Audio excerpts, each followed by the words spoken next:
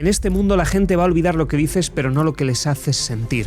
Vivimos liderados por personas que saben contar historias. Seguimos a grandes oradores que han creado religiones y que nos han inspirado a través de sus valores. Ha habido frases en conversaciones, un día en un café, que han cambiado radicalmente nuestra vida. Hoy vamos a aprender a contar las mejores historias de los mejores escritores para que tú lo puedas aplicar en tus libros, pero también en tus conferencias. Que cuando vayas a una reunión con amigos, lo que cuentes sea con tanta pasión y con tanta trama que dejes a cualquiera con la boca abierta. Porque no te olvides de que tú no eres aburrido. Lo que pasa es que no estás sabiendo contar la historia adecuada. Empezamos. Las historias son una herramienta fundamental para transmitir mensajes. A lo largo de la historia de la humanidad es lo que ha conectado civilizaciones y nos ha permitido integrar moralejas que han ido más allá de nuestros propios valores, desde el aspecto religioso hasta pequeños consejos que nos han dado nuestros familiares y amigos. Hoy vamos a trabajar las historias en un concepto extraordinario donde nos vamos a meter de lleno en cómo construir personajes que atrapen, en historias de libro que te dejan la noche en vela y cómo hacer tú lo mismo para que la audiencia que te esté escuchando se quede con la boca abierta. Y para ello tengo a dos profesionales extraordinarios. A mi derecha, Francesc Miralles, coautor del libro Ikigai. Gracias por estar aquí. Y tenemos a Valen Bailón, el editor de mi libro, entre otras cosas, y gran profesional del mundo de la escritura. Gracias por estar aquí. Muchas gracias, Fernando. Para quien no os conozca, que quizá haya gente que no os conozca, brevemente una pequeña descripción de por qué deberían escucharos. Francesc. Bueno, creo que vamos a explicar algunos secretos de la cocina de la escritura, pero que sirve también para contar historias en una mesa, para seducir a una futura pareja o para hacer una presentación de un producto. O sea, al final, saber contar historias lo que hace es abrirte los corazones de la gente y el propósito será el que tú tengas. Oh, qué bonito. ¿Valen? Bueno, fíjate, desde la historia, ¿no? Cuando esas tribus había alguien que siempre alrededor del fuego contaba esa historia y la gente se quedaba embelesada, ¿no? Pues al final esa persona era la que marcaba la pauta de aquella tribu, de aquella, ¿no? Y eso nos ha venido hasta ahora. Y el arte de contar historias es lo que dices tú, que en cualquier ámbito de la vida puede marcarte la diferencia entre conseguir tu objetivo o no. Cómo saber entrar, cómo saber explicar las cosas, y más hoy, con todo el impacto que tenemos a nivel comunicativo, yo creo que va a ser un programa en el que todos vamos a aprender muchísimo. Vamos a disfrutar y van a salir muchas historias. De hecho, la gente va a olvidar lo que dices, pero no lo que les haces sentir. Exacto. Cuando vienen alumnos a talleres, siempre fallan en la parte de crear historias. De hecho, tenemos un bloque destinado porque no suele suceder. Pero a mí, por ejemplo, hay historias que me han cambiado la vida.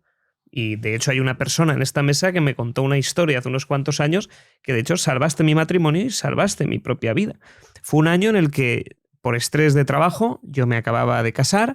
Y a los 2 meses apenas veía a mi mujer, apenas estaba por casa, todo el día dando conferencias, formaciones, porque había que llenar la nevera. Y el problema es que ese estrés y esa presión de no estar dándole a mi mujer esa promesa que yo le había hecho de poder estar con ella, me estaba quemando por dentro. Y llega un día que estamos en Chile, tenía que dar una conferencia a 300 personas y nunca me había pasado, y ese día a punto de abrir la puerta cogí el pomo y me eché a llorar. Antes de salir. Estaba totalmente trajeado, que cuando yo ya me trajeo estoy modo superhéroe, digo, ya no puede fallar, y me quedé agarrado al pomo de la puerta llorando. Mi mujer me pregunta ¿qué pasa? Y exploté. Y ahí empecé a estallar, gritando, no a ella, pero en general, esto es una mierda, esto es horrible. Y mi mujer se asustó mucho porque era la primera vez que me había visto en una situación así. Y ella no entendía qué estaba pasando, porque yo al principio, sobre todo, trataba de ocultarle muchas de las cosas que pasaban para que no se preocupara. Gran error. Pero ahí estaba pegando berridos.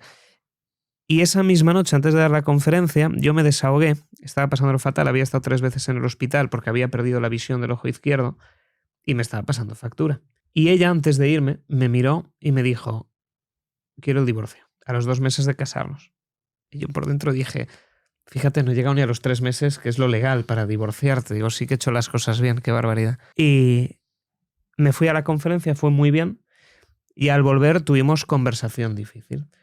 Pero justo tras esa conversación difícil, no sé si fue en la cena o en el desayuno, tuve la suerte que estaba con Valen.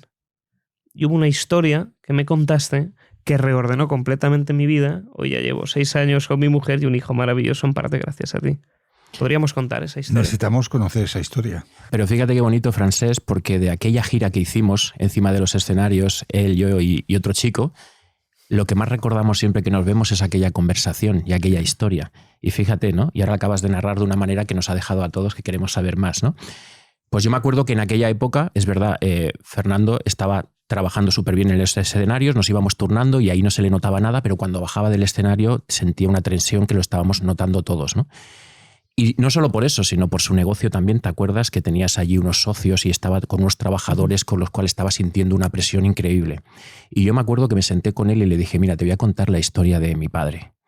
Mi padre, una persona prácticamente sin estudios, montó de la nada un taller de confección, esto hace muchísimos años, con muchísimas penas y glorias, sobre todo en los inicios, pero llegó a tener una empresa con 50 mujeres trabajando para él cosiendo. Y no solo eso, sino también 30 o 40 en sus casas que también cosían, con lo cual era una empresa de 80 personas cosiendo. Y durante un momento pues todo funcionó muy bien y nosotros vivíamos en cierta bonanza porque se consiguió un dinero y mi padre tenía ciertas propiedades y consiguió amasar una pequeña fortuna, pero poco, no estamos hablando de mucho dinero. Pero vinieron las cosas malas. Empezaron a confeccionar en Marruecos, cosa que empezó a hacer un daño increíble porque el precio el coste bajó muchísimo y aún lo aguantó, pero luego vino de Asia, vino de China, a unos precios que era totalmente imposible competir. Y claro, los clientes le decían a mi padre, nosotros estamos muy bien contigo y preferimos confeccionar contigo que con China, pero nos tienes que igualar los precios, porque si no, no podemos trabajar contigo. Y mi padre cometió el terrible error de tener que bajar los precios, con lo cual no podía pagar a todas las trabajadoras que tenía. Y entonces, en ese momento, yo me acuerdo de tener conversaciones familiares en las que le decíamos, papá, tendrás que despedir a gente, porque si no podemos ser tantos, tendrás que despedir. Y él decía, no, porque son como familia. Dice, yo no las quiero despedir porque esto va a cambiar, esto dará un giro, poco a poco nosotros hacemos mucha más calidad que en China y la gente lo verá y nos querrá pegar más, ¿no? Pero imagínate los sueldos de casi 70 personas cada mes. Bueno, cada semana, que ahí se pagaban semanadas. O sea, imagínate, ¿no? Entonces, ¿qué hizo mi padre? Empezó a vender patrimonio. Vendió la torre, con ese dinero siguió aguantando un poquito, pero eso se acabó muy pronto. Cuando vendió la torre, vendió otro piso que tenía y mi padre se arruinó totalmente. O sea, lo vendió todo y se arruinó. Y a esas personas que no quiso echar en su momento, ¿sabéis lo que pasó? Que la mayoría le denunciaron por no pagarle al final. Entonces, él vendió todo y lo dejó todo por darles trabajo y por no echarlas, y luego esas personas lo denunciaron. Y eso es lo que le comenté a él, ¿no? Sobre el tema de tener empleados, y por eso le comenté que yo en mi editorial también éramos muy pocos, porque eso se me quedó a mí grabado a fuego, y dije, yo prefiero hasta donde llegue, pero con poquitas personas y que seamos muy...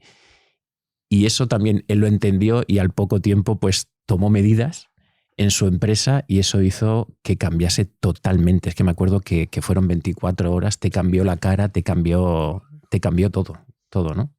Y todo fue, mira, a través de una simple historia. No fue ni un consejo, no fue ni lo que tienes que hacer, ni un consejo ni de negocios, ni nada. Era simplemente la historia de mi padre, ¿no? Y eso, pues mira, le ayudó mucho en aquel momento. Fue una muy bonita historia. ¿Tú cómo la ves?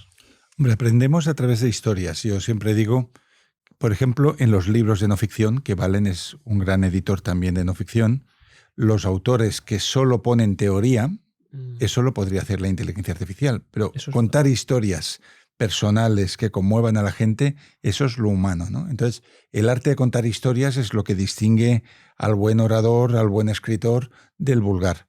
Y lo vemos también en las reuniones de amigos, ¿no? No hay nada más aburrido que quedar con alguien para tomar un café que no tiene nada que contar.